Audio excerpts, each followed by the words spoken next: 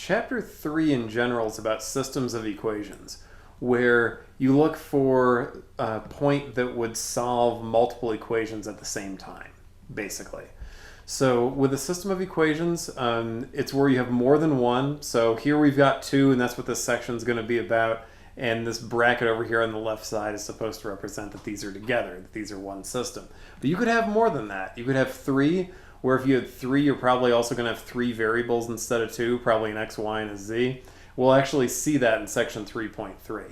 But for now, we're just going to have two equations, two unknowns, and a solution would be a point that satisfied, I guess in general, all equations in the system, but I suppose here that means all two of them, or both of them. So if we were going to check for that point right there, 3, -5, we would have to check both equations.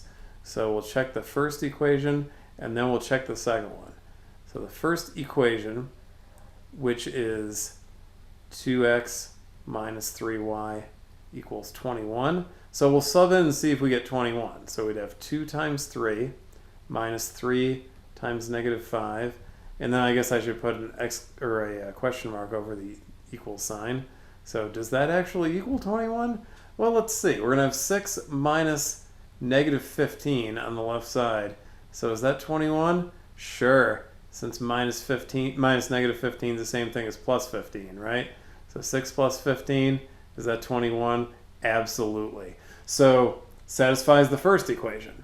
Now we got to check the second one. So the second equation is the 4x plus 2y equals 2. So we're basically going to do the same thing that we just did. We're going to check that one. We got 4x plus 2y equals 2, and then we're going to substitute in. So we'd have 4 times 3 plus 2 times -5, and then we just have to see, well, is this going to work? Is this actually going to equal 2? Well, let's see. That's 12 plus -10. Yep, that's 2. So that works. So that point is a solution to both of the individual equations, which means that yes, this is a solution of the system. Number 2, I guess if the first one worked, you can probably imagine what happens in number 2 that it's not going to. That is correct. But just to show you what this looks like, because a lot of times you'll get points where it'll work for one equation but not work for the other equation. So let's just kind of run through this one and see what happens.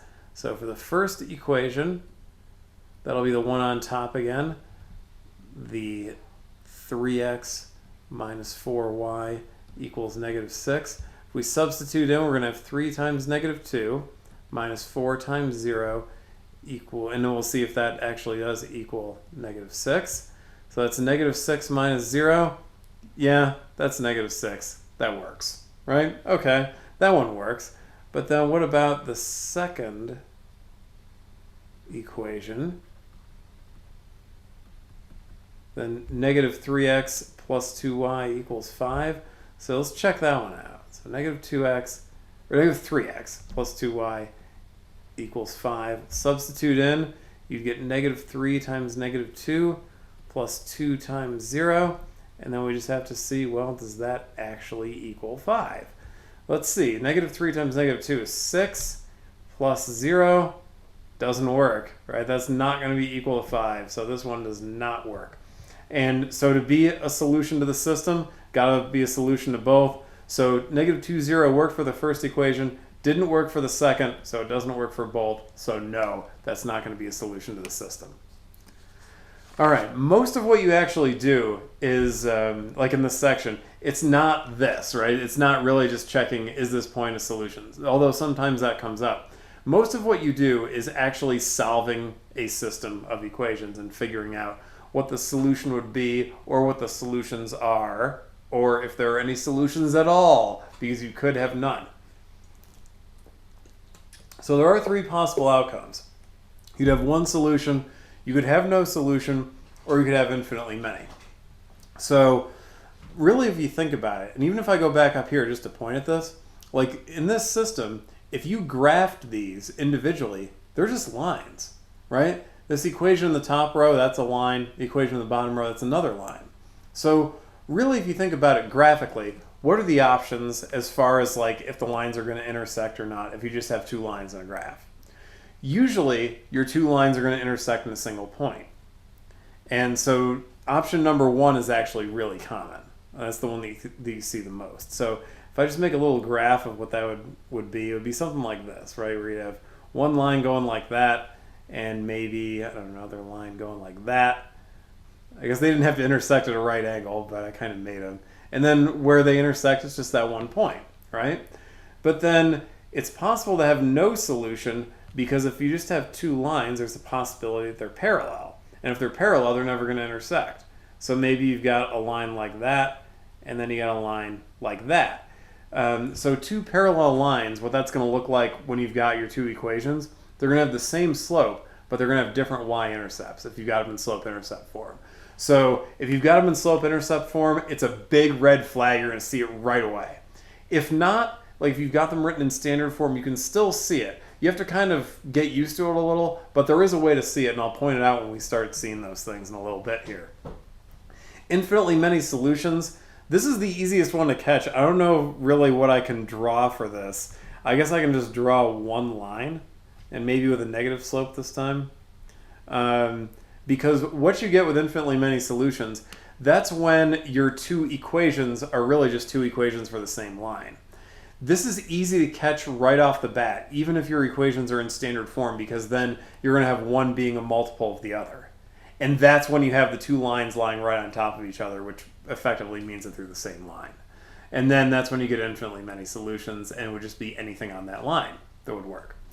And then these things show up a little bit in the homework as well, these terms. They're not really going to show up while we're doing the solving, though. So if a system has no solution, it's called inconsistent. So like number 2 right here, that's what that is. Consistent would be having a solution, either one or infinitely many. You see inconsistent used a lot more. Like if you try to solve it, you'll run into a contradiction. You'll get like 0 equals -3, and you go, oh, this is an inconsistent system. There's no solution. Usually you see inconsistent for that, but every once in a while you see consistent for something where you do get either one solution or infinitely many.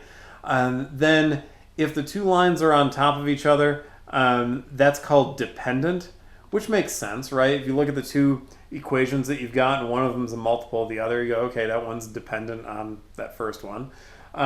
So that's the dependent situation, and if you don't have that, you have independent equations. So independent just means they're not multiples of each other. All right, so you could solve by graphing. Generally, this is a little more labor intensive than solving by algebra, but it's worth going through one of these, I think. So for both lines, we're going to need 2 points, right? So like for x plus 2y equals 0. And for me, I like to get the intercepts. We're actually going to run into a little bit of trouble here because the x and y intercept are going to be the same point. So like if we wanted to get the x-intercept and we were going to set y equal to 0, you can do it. You'd have x plus 2 times 0 equals 0. So it looks like x plus 0 equals 0, so x equals 0. And so that means our x-intercept is 0, 0. That's also going to be our y-intercept because that's the origin, right? So there's that. And then we just need another point. And I guess then we can't pick the y-intercept and set x equal to 0. So I'll just set x equals something else. So let's just set x equal to 2. So then we'd have 2 plus 2y equals 0. And so then if we subtract 2 from both sides, we're going to get that 2y is -2. Divide both sides by 2, y is -1. So our point is going to be 2, -1. All right, so 2, -1 is right here. And then we're going to need to draw in our line, which is awfully hard when you're doing this on a tablet that has no friction. So this probably is going to end up far less than perfect. I kind of know where I have, like, what spots of the graph I got to hit, and I'm just sort of aiming for those. So, like that. Actually turned out better than I thought it would. I thought it would be really awful. All right, well, anyway, on to the next one. So 2x plus y equals -6. This one you do get different x and y intercepts. So we could just do it that way and say, like for the x-intercept, So again, you would just set y equal to 0. So we'd have 2x plus 0 equals negative 6. So 2x equals negative 6, or x equals negative 3. So as a point, that's negative 3, 0. All right, negative 3, 0 is right there. And then for the other one, we'll just use the y-intercept. So we'll set x equals 0. So we're going to have 2 times 0 plus y equals negative 6. So that's just a 0, right? So we'd have 0 plus y equals negative 6, or y equals negative 6. So that point would be 0, negative 6. That's a rough looking 6. Let me fix that up a little. There we go. 0, negative 6 is way down there. Oh, this is going to be tough. I got a lot of ground to cover. Let's see. All right, so going downward like that, and then going upward, kind of like that. And then this right here, right, this is what we're looking for, the intersection point, so like that. That's the important thing, and it looks like that's negative 4, 2. And I guess I got to write the solution underneath. So the solution ends up being x equals negative 4 and y equals 2, or as an ordered pair, negative 4, 2. Okay, so you can do it with a graph. I think that's a lot more work than doing it with algebra. And there are a couple of ways that you can do it with algebra. So that's the next thing. So how do you do it with algebra? Well, you got two ways. You could either use substitution or you could use elimination.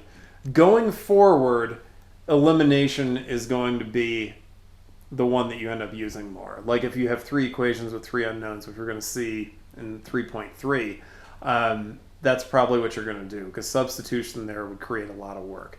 But if you were going to use substitution, which is this first example, so I'm going to focus on this first, basically what you do is you solve one equation for one of the variables, and then use that to substitute into the other equation. You'll be left with one equation that has a single variable that then you can solve. Right, like if you had 3x minus 10 equals 26, then you would solve that and say, well, then x equals 12, right? Like it's a couple of steps, but you know, like you're going to get the x term by itself and get x by itself. You end up doing that kind of thing. And then you can substitute back into either of the original equations. It doesn't matter which one. They'll both give you the same answer, and then that's how you get the value of the other variable, and then basically you've got it. All right, so what does this look like? Well, if you're going to solve by substitution, if we're going to solve, because we have options here, right? You could either solve for x or y in the first equation or solve for x or y in the second. Pick the easiest thing that you can solve for, which is solving for y in the second equation, because that has a coefficient of 1, right? That's the one that's going to be the simplest thing that you can do. So that's what I'm going to do here. So for step 1, I've got negative 4x plus y equals 9. And then to solve for y, I just have to add 4x to both sides. So then y is 4x plus 9. Okay, I've solved one of those equations for one variable, right? Just pick the easiest way that you can.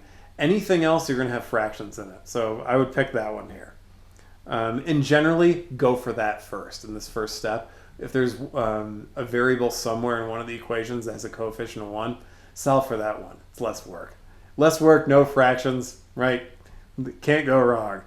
All right, number 2, where then we want to sub into the other equation, so into the first one. So if this is what y is, so we've got 3x minus 2y equals negative 8, but I'm going to sub this in for y. I'm going to say now we've got 3x minus 2 times 4x plus 9 equals negative 8. And now notice what we got. So I'm actually going to do 2 and 3 together. Because then we might as well just go ahead and solve this thing, right? Distribute that 2. You'd have 3x minus, and then in brackets to keep the signs right, 8x plus 18 equals negative 8. And then if I distribute that negative, 3x minus 8x minus 18 equals negative 8. I could combine terms and say that's minus 5x minus 18 equals negative 8. And let's see, if you solve this, you're going to add 18 to both sides. So then we're going to get negative 5x equals 10. And I'm kind of out of room, but if you divided both sides by negative 5, you're going to get that x is negative 2. That's part of the solution. Then step 4 is that you can sub back into either of the original equations and you'd be able to solve for y. Since y has a coefficient of 1 in the second equation, I'm going to use that one because I think this is going to be faster. It doesn't really make a difference. You're going to get the same answer if you pick either of the originals. So I'm going to pick the second one. And so we've got negative 4x plus y equals 9. And then I'm going to sub negative 2 in for x. So negative 4 times negative 2 is 8. So 8 plus y equals 9. And so then that means that y is equal to 1. And that's the other piece. All right, so then for the check. All right, so really the one that would matter the most would be the one that you didn't use in number 4, that equation. But we can check them both pretty quick. So I would just sub in into the left side and see if you get the thing on the right like you're supposed to. So like for the first one, we'd have 3 times negative 2 minus 2 times 1. All right, well 3 times negative 2 is negative 6 minus 2. And that's going to end up being negative 8. Okay, that's what's on the right side of that equation. That works. And then the other one, let's see, we're going to have negative 4 times negative 2 minus 2 times 1. So negative 4 times negative 2 is 8 minus... Oh, that's why that doesn't work. I totally messed this up. All right, we'll get rid of this one. So negative 4 times negative 2 plus 1. Okay. Now that's 8 plus 1, which is 9. All right, that's what we're supposed to get. I sort of fused the two equations together up there. So everything checks out like it's supposed to. So that's what substitution looks like. And honestly, I would only recommend substitution in this exact situation where it's really simple to solve for one of the variables in one of the equations. And by really simple, I mean if one of them's got a coefficient of 1. Otherwise, I don't even consider it.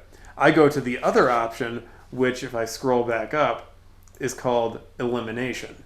So elimination involves a little bit of extra strategy and maybe a little bit of getting used to. But you want both your equations in standard form, and then you kind of eyeball the coefficients of x and the coefficients of y and see which one, like, because then you're going to have to manipulate one or both equations by multiplying both sides by the same number. And you try to see which variable would be easier to get rid of. So basically what you try to do is you try to make the coefficients of one of the variables additive inverses, like trying to get a 3x and a negative 3x, or like a negative 10y and a 10y, or something like that. And then if you add the equations together, since you got those additive inverses, then one of those variables is going to add out, and you're going to be left with an equation with a single variable in it. And usually the solving takes one step. Usually you just have to divide. And then you can go back, substitute into one of the originals, and get the other variable. So if you look at 4, 5, and 6 here, they're identical to 3, 4, and 5 up there. That should actually say, let's see, step 4, not step 5. I think I copied those over, and I thought that was tagged in to where that would have adjusted, but I guess it didn't. All right, well then that should be a step 4. So might as well change it. Step 4. Okay. What does it look like if you solve using elimination? All right, so what you end up doing is you look at the coefficients, like the coefficients of x are 3 and 6, coefficients of y are 4 and 2. So what I would suggest is just picking the ones that have the easiest least common multiple. These are equally easy because one of them you don't have to adjust, right? With 3 and 6, the least common multiple is 6. With 4 and 2, the least common multiple is 4. I guess I'll just use x. So I'm going to get rid of the x term when I end up adding them together. So I have to try to get a negative 6x, right? Because I want the additive inverse of the 6x. So if I multiplied both sides of that first equation by negative 2, that should work. So That's what I'm going to do here. I'm going to have negative 2 times 3x plus 4y equals negative 2 times negative 1. And then the other one's going to stay the same because that's already got the 6x. 6x plus 2y equals 1. So the thing that I'm really using is that the least common multiple of 3 and 6 is 6, right? So I'm not adjusting the bottom, but I'm adjusting the top, so I get a negative 6. So then what we would have for our system, I guess distributing that negative 2 on the left, we have negative 6x minus 8y equals 2. And then underneath, we still just got the 6x plus 2y equals 1. But then if we add these together, negative 6x and 6x, we have no x term. Negative 8y plus 2y is negative 6y, and then 2 plus 1 is 3. So you get that negative 6y equals 3. And so then if you divide both sides by negative 6, what you should end up with is that y is equal to negative 3/6 or negative 1/2. Right? So that's part of the solution here. Then if we sub into an original equation, and it doesn't matter which one, so I guess I'll pick the bottom one. So where we have 6x plus 2y equals 1. We know y is supposed to be negative 1/2, so we can sub that in. So 6x plus 2 times negative 1/2 equals 1. So 2 times negative 1/2, that's negative 1, right? So 6x plus negative 1 equals 1. So then if you add 1 to both sides, you would get that 6x equals 2, which would then mean that x is 2 over 6 or 1/3. All right, so then I guess we can check them. So for the check, we're going to do what we did before, where we'll just sub it on the left and see if we get what we're supposed to on the right. So 3 times 1/3 plus 4 times negative 1/2. 3 times 1/3 is 1. 4 times negative 1/2 is negative 2. So we have 1 plus negative 2, which is negative 1. Okay, that's what we're supposed to get. That's on the right side of that equation. Then other one, 6 times 1/3 plus 2 times negative 1/2. 6 times 1/3 is 2.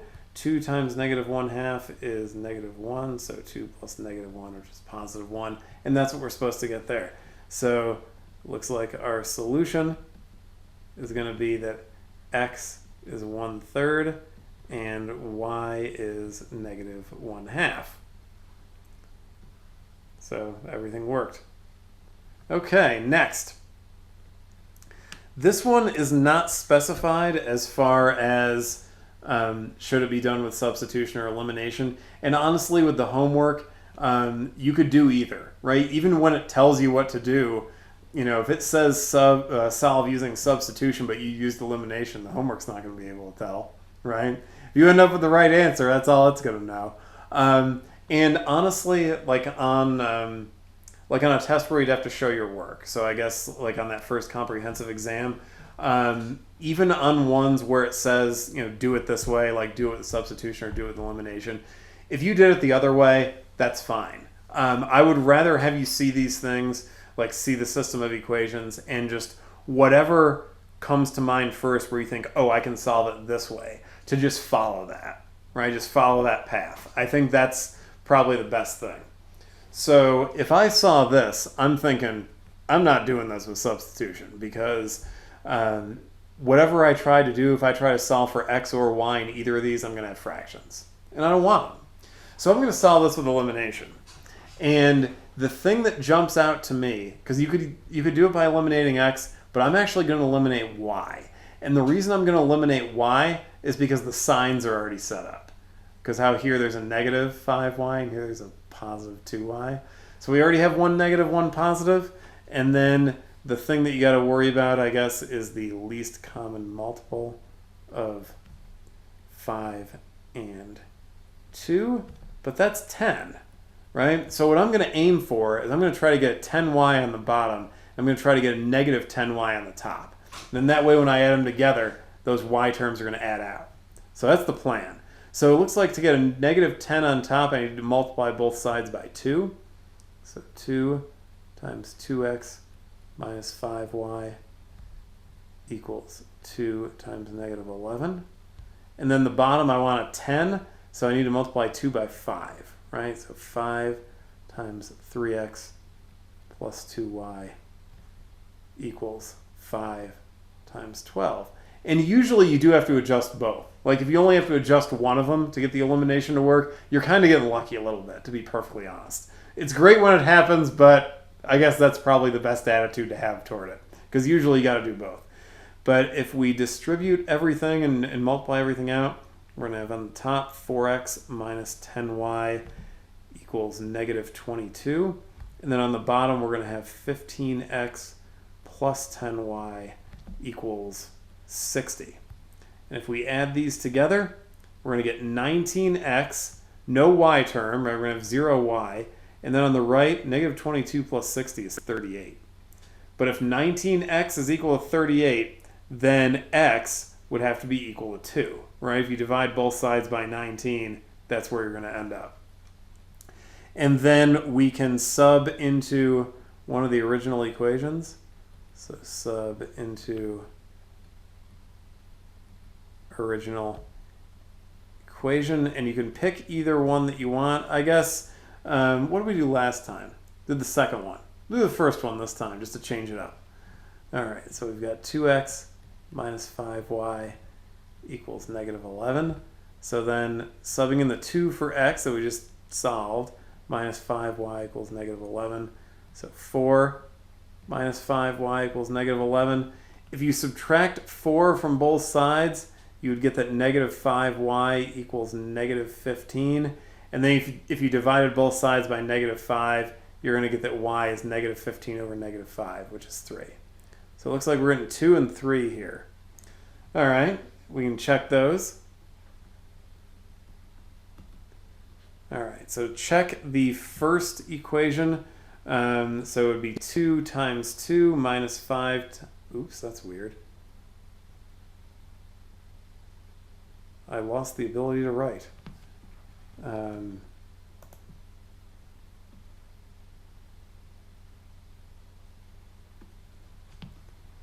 Let's see, did that reset it? Okay, yeah. 2 times 2 minus 5 times 3. That's going to be 4 minus 15, which is negative 11. Good. That's what's on the right side of that equation. And then the other one, it's 3x plus 2y equals 12. So that's going to be 3 times 2 plus 2 times 3. Yeah, that's going to work. That's 6 plus 6. So that's going to be 12. Works out. So everything's good. All right. 7 and 8. So let's see what we got going on here. The first thing to notice, if you look at 7, you think, that bottom one doesn't look like it's written correctly. And that's because it's not in standard form, right? For standard form, you want x and y to be on the same side of the equation. So let's fix that. So 6y plus 12 equals 3x. I'm just going to move the y term over here because that's only one step instead of 2, right? If I try to put x on the left, I also have to move the 12. So I'm going to attempt to be as lazy as possible and just do one thing when I could have to do 2. So if we subtract 6y from both sides, we're going to get 12 equals 3x minus 6y. Okay. So then if I wrote this as a system, the top one was fine, right? The x minus 2y equals 4. And then the bottom one, I guess we would probably want the 3x minus 6y on the left. So I'm going to write it like that. And if there's anything noticeable here with these equations, you go, wait, all the numbers on the bottom are just 3 multiplied by the numbers on top, right? 4 times 3 is 12, 2 times 3 is 6, 1 times 3 is 3. So this is a special case. And watch what happens here if you try to eliminate one of the variables. Like let's say that we're going to try to eliminate x. So we got a 3x on the bottom. We want to get a negative 3x on top, right? All right, let's see if we can do it. So negative 3 times x minus 2y equals negative 3 times 4. And then 3x minus 6y equals 12. All right, so on the top, we distribute that negative 3. It's negative 3x plus 6y equals negative 12. And then the bottom is 3x minus 6y equals 12. If you add these equations together, you're going to get 0 on both sides, right? X terms are additive inverses, y terms are additive inverses, constants are additive inverses. So when you get 0 equals 0, that's when you have infinitely many solutions. So that's what we have here. So we have infinitely many solutions. And graphically, this is what happens when your two equations are actually the same line, which is what you get when one of them is just a multiple of the other. So what solutions do we have? Well, it would be the set of all points, so the set of all xy, such that, and then usually you pick the equation with the smaller numbers. So x minus 2y equals 4. I guess there's nothing wrong with having the other equation here, but conventionally you pick the smaller numbers. You don't actually have to go all the way down here to get to 0 equals 0. If you get to this point right here, and you can see like that the second one is a multiple of the first, then right away you could say, oh, this is the infinitely many solutions, and it's just going to be whatever satisfies either of those. Is going to work, right? Any point that satisfies either of them. So if you don't see it right away and you go through all the solving, you'll get 0 equals 0 eventually in this case, where it's the one where you get infinitely many solutions. The other special case, the one where you get no solutions, that's actually what we're going to have now. But let's see here. So, all right, if we tried to get rid of one of the variables. So again, let's just say we're trying to get rid of x. You know, you can see it right away. You go 3, negative 6. This almost looks like it's gift wrapped. You just have to multiply both sides of the first equation by 2, because then you'll get a 6x on top and a negative 6x on the bottom. Right? Seems like we're in business. All right, so let's do it. So 2 times 3x minus 5y equals 2 times 3. And then the bottom one we're just going to leave alone, so minus 6x plus 10y equals 7. All right, and if we multiply things out, so distribute that 2 on the left side and the top, 6x minus 10y equals 6, and then minus 6x plus 10y equals 7. And if you add these together, additive inverses for the x terms, additive inverses for the y terms, so 0 on the left. These are not additive inverses. In fact, when you add them together, you get 13. That doesn't make any sense. 0 equals 13. That doesn't work. So when this happens, this is when you've got no solution. Or, if you want to write it like this, I think this is how the homework does it, that the solution would be equal to the empty set. So either way. But what happens here, like why is this going on? It's because these lines are parallel.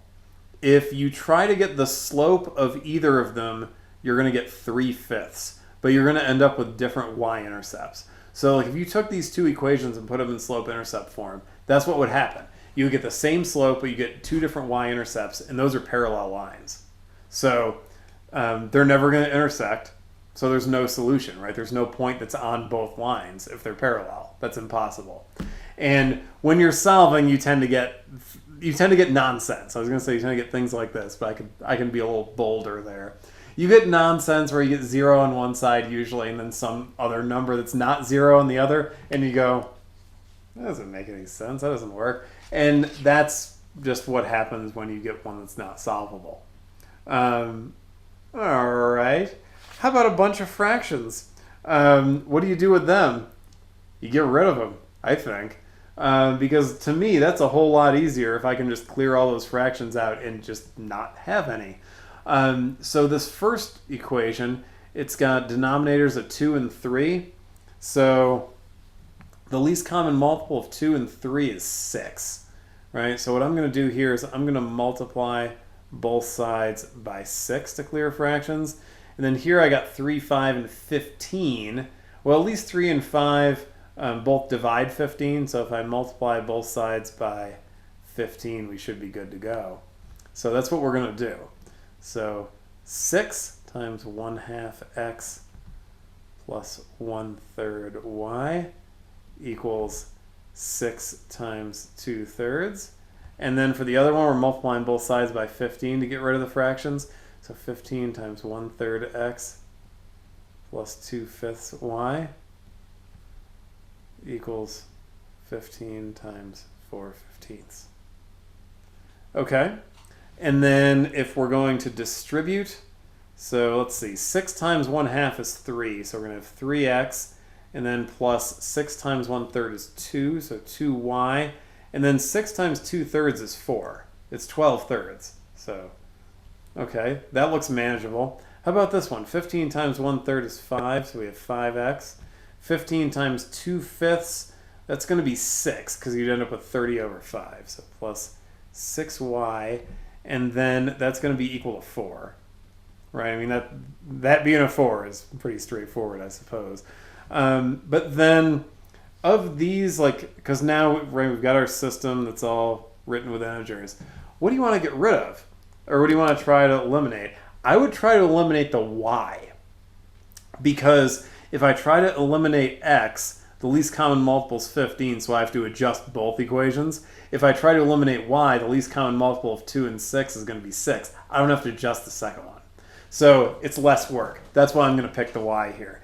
So if I've got a 6y down here, I want a negative 6y up there, which means I need to multiply both sides of the top equation by negative 3.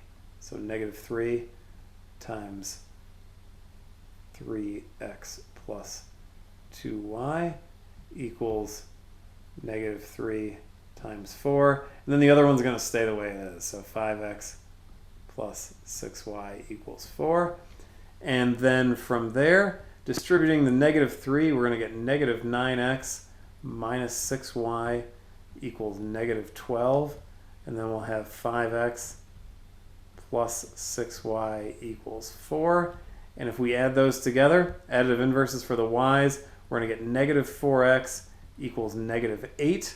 So then it looks like x is going to be 2. We've got an awful lot of 2's here. But that's what we end up with.